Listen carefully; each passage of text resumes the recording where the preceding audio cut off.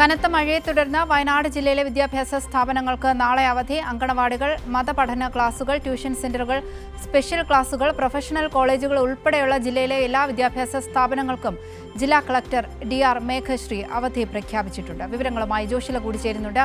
ജോഷില, മഴയുടെ സാഹചര്യത്തിൽ നാളെ വയനാട് ജില്ലയിലെ എല്ലാ വിദ്യാഭ്യാസ സ്ഥാപനങ്ങൾക്കും അവധി പ്രഖ്യാപിച്ചിരിക്കുകയാണ്. വിവരങ്ങൾ. അവന്തിക, കഴിഞ്ഞ 3 ദിവസമായി വയനാട് ജില്ലയിൽ തുടർച്ചയായി മഴ പെയ്തുകൊണ്ടിരിക്കുന്ന സാഹചര്യമാണ്. നമുക്കറിയാം, കഴിഞ്ഞ കാലഘട്ടങ്ങളിലെല്ലാം തന്നെ മഴ ഒരു ഭീഷണി ഉയർത്തുന്ന ഒരു സാഹചര്യം കൂടി വയനാട് ജില്ലയെ സംബന്ധിച്ചിടത്തോളം ഉണ്ടായിരുന്നു. എന്നാൽ 50 മില്ലിമീറ്ററിൽ കൂടുതൽ മഴ എവിടെയും രേഖപ്പെടുത്തപ്പെട്ടിട്ടില്ല. അതേസമയം തന്നെ വൈത്തിരി, മേപ്പാടി, കൽപ്പറ്റ, മാനന്തവാടി തുടങ്ങിയ പ്രദേശങ്ങളിലെല്ലാം തന്നെ തുടർച്ചയായി മഴ പെയ്യുന്ന ഒരു സാഹചര്യം കൂടിയുണ്ട്.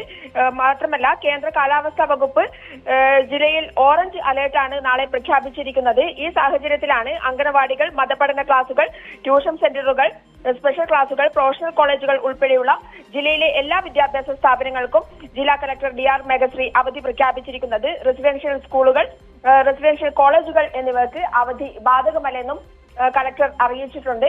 അതുപോലെ നേരത്തെ തന്നെ ക്വാറികൾ, ട്രക്കിംഗ് തുടങ്ങിയ വിനോദസഞ്ചാര കേന്ദ്രങ്ങൾ തുറക്കാൻ പാടില്ല എന്നുള്ള നിർദ്ദേശം നൽകിയിരുന്നു.